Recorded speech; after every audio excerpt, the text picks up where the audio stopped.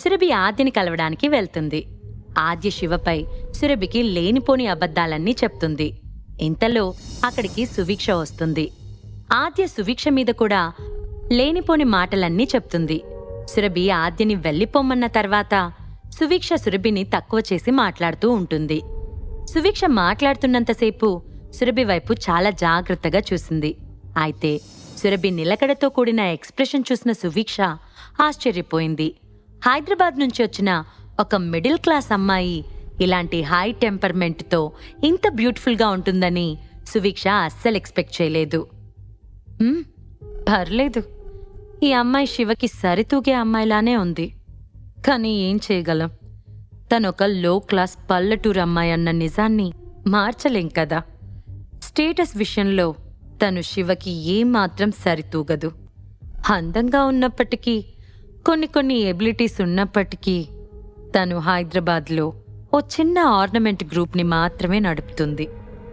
ఇది మాత్రం వాస్తవం.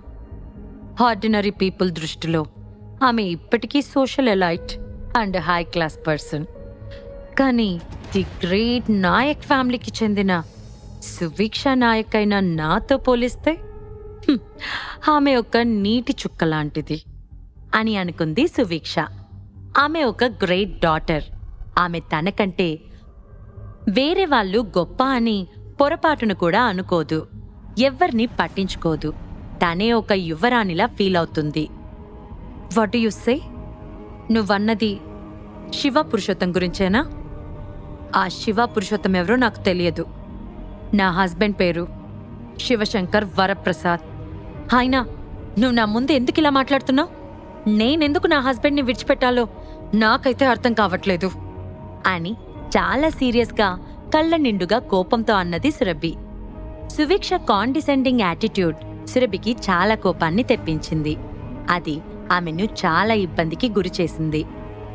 ఓహో, నీ హస్బెండ్ పేరు అదన్నమాట.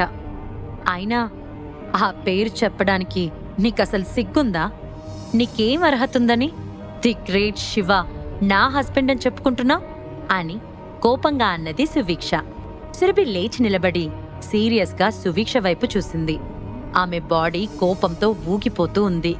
అయితే సురభి ఘాటైన చూపులకి సువీక్ష ఏమాత్రం భయపడలేదు. ఆమె కూడా అంతే ఘాటుగా, అంతే సీరియస్గా, ఏమాత్రం తక్కువ కాను అన్నట్టు సురభి వైపు చూసింది. ఇద్దరు కూడా ఒకరికొకరు అగైనెస్ట్గా ఫైట్ చేయడానికి రెడీగా ఉన్నారు. ఇద్దరిలో ఎవ్వరూ కూడా తమ వీక్నెస్ని ఎదుటి వ్యక్తికి చూపించలేదు.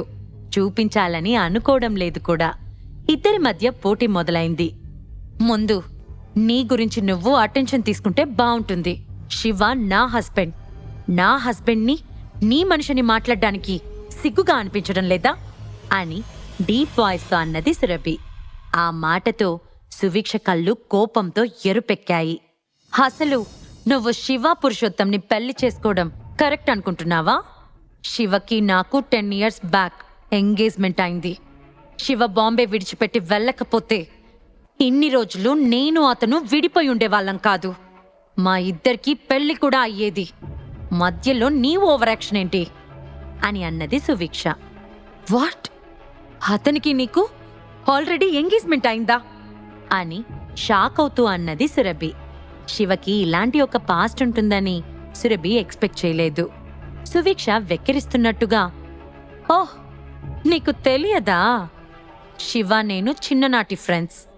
నేనతన్ని కలిసిన విషయం నీకు తెలుసు కదా. మరి నేనెవరో అతను నీకు చెప్పలేదా? అయితే నీకు శివ అసలు పేరు కూడా తెలియదనుకుంటా.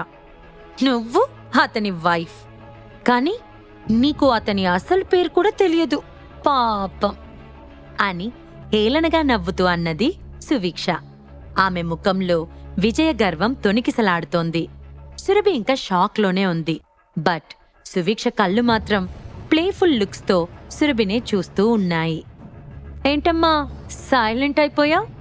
హలో సురభి, నిన్నే. నీకు నిజంగా శివ గురించి తెలుసా?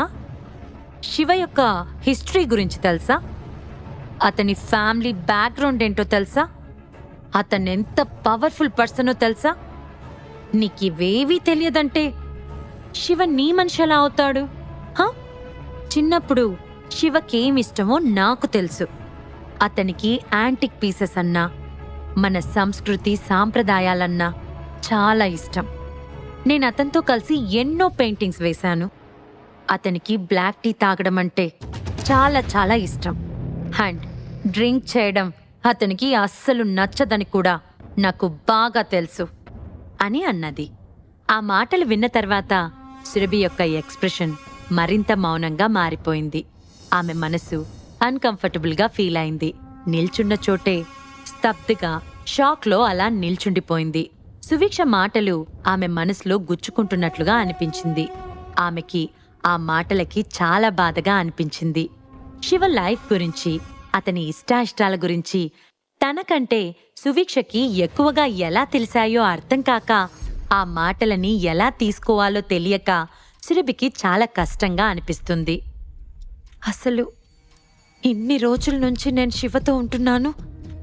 నాకు తెలియని విషయాలు సడన్గా మా లైఫ్లోకి వచ్చిన ఈ సువీక్షకి ఎలా తెలుస్తాయి? నిజంగా శివకి ఈ సువీక్షతో ఏమైనా పాస్ట్ ఉందా అని ఆలోచిస్తున్న సురభికి చాలా అసంతృప్తిగా అనిపించింది.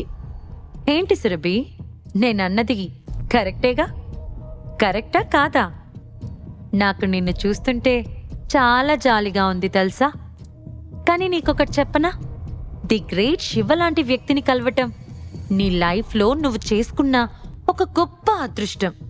కొద్ది రోజులు అతనితో ఉన్నావు కదా, ఆ అనుభూతి, ఆ అనుభవం నీకు జీవితాంతం సంతృప్తినిస్తుంది. అతను తలుచుకుంటే ఈ ప్రపంచానికి వెలుగు లేకుండా చేయగలడు. అలాంటి శివకి అసలు నువ్వెలా సరిపోతావు చెప్పు? సో నేను నీకొక ఆఫర్ ఇస్తున్నా. నువ్వు శివని విడిచిపెడితే నా నుంచి నీకేం కావాలన్నా ఇస్తాను. నీకు డబ్బు కావాలా? ఇండస్ట్రీస్ కావాలా? కంపెనీ గ్రూప్స్ కావాలా? నీకేమైనా చేయగలను. నా ఎబిలిటీ గురించి నువ్వు డౌట్ పడాల్సిన అవసరం లేదు. ది గ్రేట్ సువీక్ష నాయక్ గురించి బాంబేలో ఎవరిని అడిగినా నా స్టేటస్ ఏంటో చెప్తారు అని గర్వంగా అంటూ సురభి వైపు హేళనగా చూస్తూ అన్నది సువీక్ష. సురభి తనని తాను కంట్రోల్ చేసుకుంటూ, లుక్ సువీక్ష, నువ్వెవరన్నది నాకు తెలియదు. అసలు నాకు అవసరం కూడా లేదు. బట్ శివ అనే వ్యక్తి నా భర్త. నేను నీకు వార్నింగ్ ఇస్తున్నాను. శివ బ్యాక్గ్రౌండ్ ఎలాంటిదైనా సరే అతను నా భర్త అనే మాట ఎప్పటికీ మారదు. అండ్ ఆయన నన్ను వదిలిపెట్టరు, నేను ఆయన్ని వదిలిపెట్టను. సో నీ పని నువ్వు చూసుకుంటే బావుంటుంది అని చాలా సీరియస్ ఎక్స్ప్రెషన్స్తో అన్నది సురభి. సువీక్ష కోపంగా సురభి వైపు చూస్తూ ఉంది. సురభి తనతో ఇంత గట్టిగా మాట్లాడే ధైర్యం చేస్తుందని సువీక్ష ఎక్స్పెక్ట్ చేయలేదు. ఓహో, నీకు నీ మీద చాలా కాన్ఫిడెన్స్ ఉన్నట్టుంది. కానీ యూస్ ఏంటి? నువ్వు కనీసం శివ పేరు కూడా తెలుసుకోలేకపోయావు. అసలు అతని గురించి నీకేం తెలుసని నా హస్బెండ్ అంటున్నావు? అతని గురించి అన్నీ తెలిసిన నేను శివ యొక్క రియల్ వైఫ్ని అని అన్నది సువీక్ష. చూడు సువీక్ష, నాకు చిరాకు తెప్పించకు. అసలు అలా ఎలా శివ నీ మనిషి అని అంటున్నావు? నీకేమైనా మైండ్ పనిచేయట్లేదా అని అన్నది సురభి. షటప్ సురభి, నాకు తెలిసినంత వరకు నువ్వొక ఆర్డినరీ అమ్మాయివి. అసలు నువ్వే కనుక నా శివని కలవకపోయుంటే అతను నీకు ఎలాంటి అడ్వైస్ కానీ సపోర్ట్ కానీ ఇచ్చేవాడు కాదు. అసలు నా శివనే లేకుండా నీకు హైదరాబాద్లో బిజినెస్ స్టేటస్ ఉందా అని వ్యంగ్యంగా అన్నది సువీక్ష. సురభి కోపంగా పిడికిలి బిగించింది. ఆమెకి మాట్లాడడానికి గొంతు పెగలడం లేదు. సువీక్ష సురభి ఫేషియల్ ఎక్స్ప్రెషన్స్ గమనించి వెక్కిరిస్తూ, నువ్వు శివతో కలిసున్నావా లేదా అనేది నాకు అనవసరం. ఓకే, బాంబేలో పురుషోత్తం ఫ్యామిలీ గురించి తెలుసా? ఆ కుటుంబానికి చెందిన వారసుడు శివ పురుషోత్తం. పురుషోత్తం ఫ్యామిలీకి చెందిన శివ పురుషోత్తంకి అండ్ నాయక్ ఫ్యామిలీకి చెందిన సువీక్ష నాయక్కి చిన్నప్పుడే ఎంగేజ్మెంట్ జరిగింది. సో నేనే అతని లైఫ్లో ముందున్న భార్యని. అర్థమైందా? శివ ఇప్పుడు బాంబేలో మల్హోత్రా ఫ్యామిలీతో ఫైట్ చేస్తున్నాడు. అతనెంత ప్రెజర్లో ఉన్నాడో నీకు అర్థమవుతోందా? ఈ ఫైటింగ్లో అతను కనుక ఓడిపోతే అతను ప్రతిదీ కోల్పోతాడు. సో అతను గెలవడానికి నువ్వేం చేయగలవు? అట్లీస్ట్ అతను ఓడిపోయి వస్తే నీ సపోర్ట్ కూడా ఇవ్వలేవు. శివని నీ వాళ్ళంతా ఒక్కొక్కరు నానా మాటలు అంటుంటే నువ్వేమైనా చేశావా? ఏ రోజైనా శివకి సపోర్ట్గా నిలబడ్డావా? ఈరోజు శివ సపోర్ట్ తీసుకునే అర్హత నీకెక్కడిది? ముందు రోజు కూడా ఆద్య శివని ఎన్నెన్ని మాటలన్నది, అతన్ని ఎంత తక్కువ చేసి మాట్లాడింది. చిన్నపిల్ల అంటున్నావే, ఆ చిన్న పిల్లకి శివ లాంటి గొప్ప వ్యక్తి గురించి ఏం తెలుసని అలా మాట్లాడుతుంది? వాళ్ళంతా అలా మాట్లాడటానికి నువ్వు కదా రీజన్. అతనికి ఇప్పటిదాకా నువ్వే విషయంలో హెల్ప్ చేయలేదు, కానీ ఈ రోజు శివ మల్హోత్రా ఫ్యామిలీతో ఫైట్ చేస్తుంటే ఫైటింగ్లో అతనికి నేను హెల్ప్ చేయాలనుకుంటున్నాను. అతను వెళ్లే దారిలో అడ్డంకులు తొలగించడానికి నేను హెల్ప్ చేయగలను. నువ్వు చేస్తావా ఏమైనా? అని చాలా సీరియస్గా ఘాటుగా అన్నది సువీక్ష. పురుషోత్తం ఫ్యామిలీ, శివ పురుషోత్తం అని తనలో తాను గొనుక్కుంటుంది సురభి. ఆమె తను వినేది నిజమా అబద్ధమా అని ఆలోచిస్తుంది.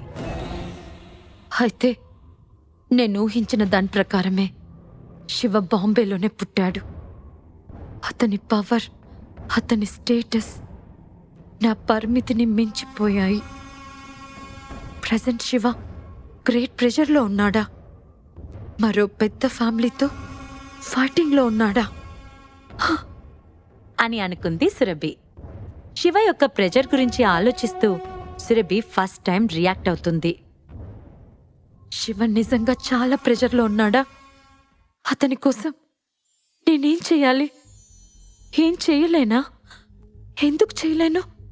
అసలు శివ తన గురించి నాకెందుకు చెప్పలేదు? తన ప్రాబ్లమ్స్ అయినా చెప్పాలి కదా. నేనేం చేయలేనని చెప్పలేదా అని తనలో తాను బాధపడుతూ ఉంది సురభి. ఇప్పటికే సురభిని సువీక్ష అన్న మాటలు చాలా బాధపెట్టాయి. ఇప్పుడు మళ్ళీ తనలో తాను బాధపడుతూ ఉంది. ఆమె మనసు ఇన్ఫీరియారిటీ ఫీలింగ్తో నిండిపోయింది. నేను నిజంగా శివకి కరెక్ట్ మ్యాచ్ కాదా? నేను ప్రతిసారి శివ సపోర్ట్ తీసుకుంటున్నాను. నాకు ఏ హెల్ప్ కావాలన్నా తనే చేస్తున్నాడు. ఆ విషయం నాకు కూడా తెలుసు. కానీ శివకి నా హెల్ప్, నా అవసరం ఏం లేదా అని ఆలోచిస్తుంది సురభి.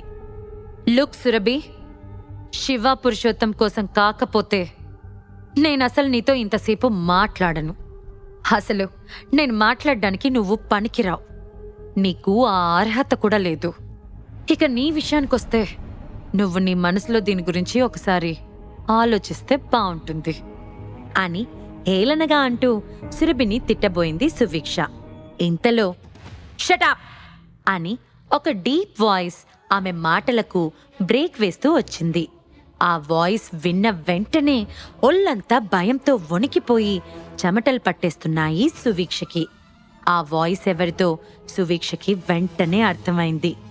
శివ డీప్ లుక్స్, కోపంతో నిండిన అతని ఫేస్ సువీక్ష కళ్ళ ముందు మెదిలింది. సువీక్ష స్టార్ సిటీకి వచ్చిందని తుషార్ రిపోర్ట్ చేయడంతో అతను వెంటనే ఆమె ఎక్కడుందో కనుక్కొని వచ్చాడు. శివని చూడగానే శివ అంటూ ఒక లో వాయిస్తో పిలిచింది సురభి. వెల్ శివ, చివరికి నువ్వొచ్చావు. సో నువ్వు, నేను, నీ వైఫ్ ముగ్గురం ఇక్కడే ఉన్నాం.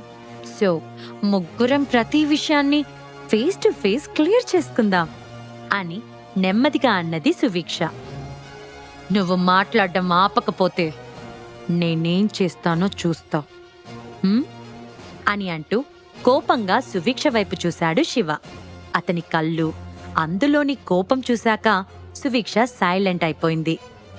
చూడు సువీక్ష, నువ్వనవసరంగా ఇదంతా మాట్లాడి అలసిపోకు. నేను నీకు ముందే చెప్పాను, మళ్ళీ నా లైఫ్ని డిస్టర్బ్ చెయ్యకు అని, నన్ను బాధ పెట్టకు అని. నేను నాయక్ ఫ్యామిలీ దగ్గర అపాయింట్మెంట్ తీసుకున్నాను. సో నేనే పర్సనల్గా వచ్చి మీ ఫ్యామిలీతో మాట్లాడతాను అని చెప్పిన శివ సురభి చేయి పట్టుకొని బయలుదేరుతూ సురభి వైపు చూసి, ఇట్స్ ఓకే, ఆమె గురించి నువ్వు కేర్ చేయాల్సిన అవసరం లేదు, సరేనా అని సాఫ్ట్గా చెప్పాడు.